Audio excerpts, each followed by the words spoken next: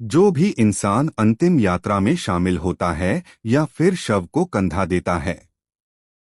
तो उस इंसान को कुछ सावधानियां बरतनी होती है। और अगर वो ऐसा नहीं करते हैं तो जिस अंतिम यात्रा में शामिल होना शुभ माना जाता है, वो ही उनके दुख का कारण बन सकता है।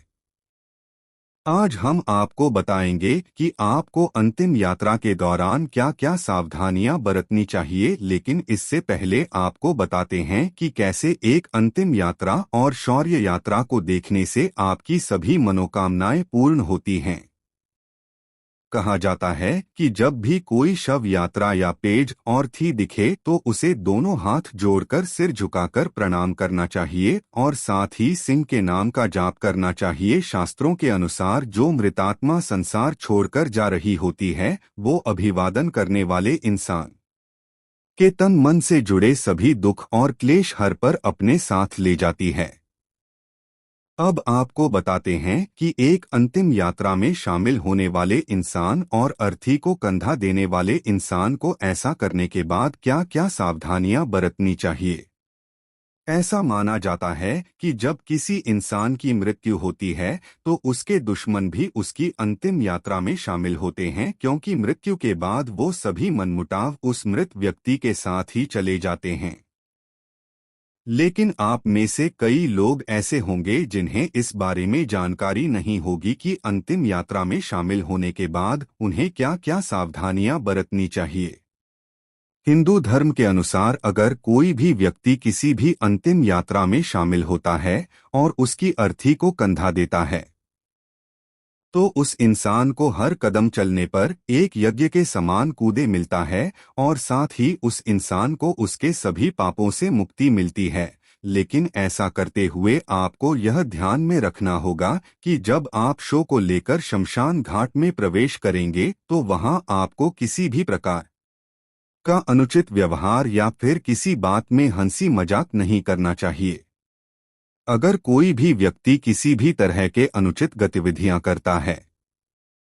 तो समय आने पर उसे भगवान को इसका जवाब देना होता है। साथ ही इनसे यह भी समझना चाहिए कि उसे भी अंतिम समय में यह पर लाया जाएगा। इसके बाद अंतिम संस्कार में शामिल हो रहे सभी को यह भी ध्यान में रखना चाहिए कि अंतिम संस्कार होने के बाद बिना मुड़े किसी नदी या तालाब में कपड़े पहने हुए स्नान करना चाहिए और मिलती व्यक्ति के नाम पर जल अर्पण करना चाहिए, और ऐसा करते हुए बिना कुछ बोले तो और की ओर चल देना चाहिए। इसके साथ ही आपको ये भी ध्यान में रखना चाहिए, जब आप अंतिम संस्कार से लौट रहे हैं तो कभी भी चलो शब्द का इस्तेमाल नहीं करना चाहिए, क्योंकि जब तक मृत व्यक्ति जीवित था तब तक उसका आपसे सीधा संबंध था और मरने के बाद वह व्यक्ति प्रेत योनि में प्रवेश कर चुका होता है, जिसके कारण अगर आप लौटते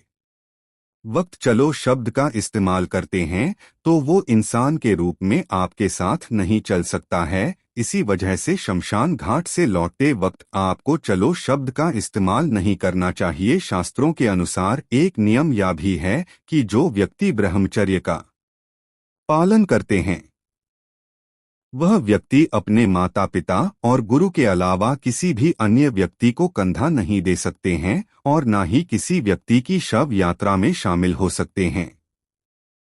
अगर वो बेटी ऐसा करते हैं तो इससे उनका ब्रह्मचर्य खंडित हो जाता है। इसी तरह अंतिम संस्कार से लौटने के बाद सभी को नीम की दातुन करनी चाहिए और फिर लोहा अग्नि जल पत्थर का स्पर्श करना चाहिए। दरअसल एक मनुष्य के भौतिक शरीर के अलावा ऊर्जा से बने कई अन्य शरीर होते हैं जो शमशान घाट के संपर्क में आने से दूषित हो जाते हैं, और अगर आप शमशान घाट से आने के बाद इन चीजों का स्पर्श करते हैं तो इनसे शरीर की अशुद्धियां दूर हो जाती हैं।